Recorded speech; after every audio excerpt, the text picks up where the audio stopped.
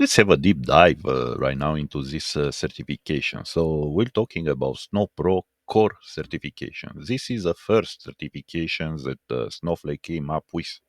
I remember about 4 or 5 years ago, they had only this certification, and I was there when suddenly they came up with advanced certification. I was kind of disappointed because, yeah, definitely the effect was to decrease the value of this certification at that moment. So this kind of certification has 100 questions, yeah, a lot of questions in about 2 hours. And you pay for it today 175 US dollars. Passing score is at around 75%.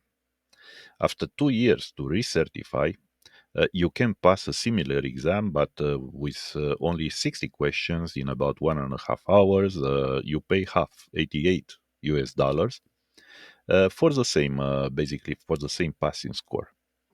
But just remember this: this basic certification will be automatically auto renewed after passing or recertifying any advanced certification.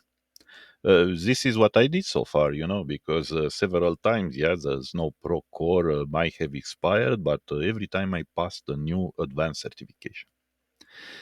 As I was saying, this is a basic certification for the foundational level, and it is a prerequisite for any other advanced certification. In the study guide, you'll find the following domains: Snowflake AI data cloud features and architecture, account access and security, performance concepts, data loading and unloading, data transformations, data protection, and data sharing. This is what they give you, yeah, the diploma. So I remember I had this long ago. As you can see, this was 2021, expiration date 2026, because just a few weeks ago I passed the last advanced certification and this got automatically renewed.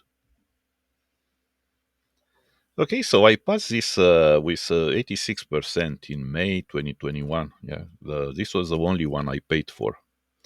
In the next years, I helped dozens of other people at work. Yeah, I work for different Snowflake partners. I helped them passing this exam. That's a relatively easy exam, but there are many questions, obviously, and in 2 hours, yeah, just use them if use the time effectively. You must know about most Snowflake features. So even if you don't go into much detail, this is what the advanced certifications will do. You still have to walk over most of these Snowflake features. You must also learn about all Snowflake editions, what exactly is in one edition and is not in the other one, and so on.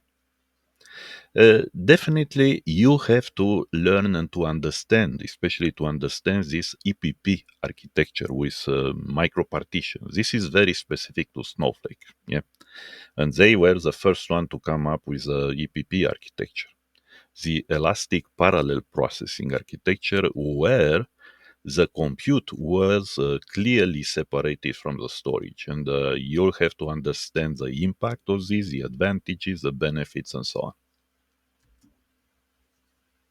You must remember some specific numbers in different areas here. For example, yeah, how many days, let's say, you keep some queries in the cache and so on. How many, what's maximum size recommended by Snowflake for split up files in the stage and so on.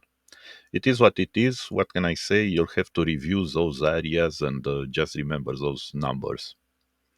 There will be short questions. Most of them are short, but sometimes with many choices. So be careful and don't get lost.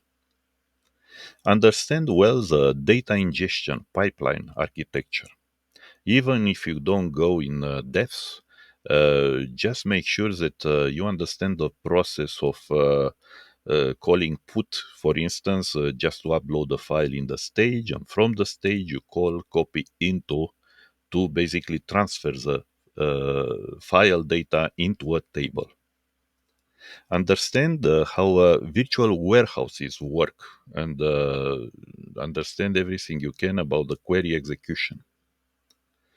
Uh, just have a look at the list of objects that can be or cannot be shared, replicated, or cloned. You will be asked this kind of questions. What kind of objects can you share, replicate, clone? It's very important.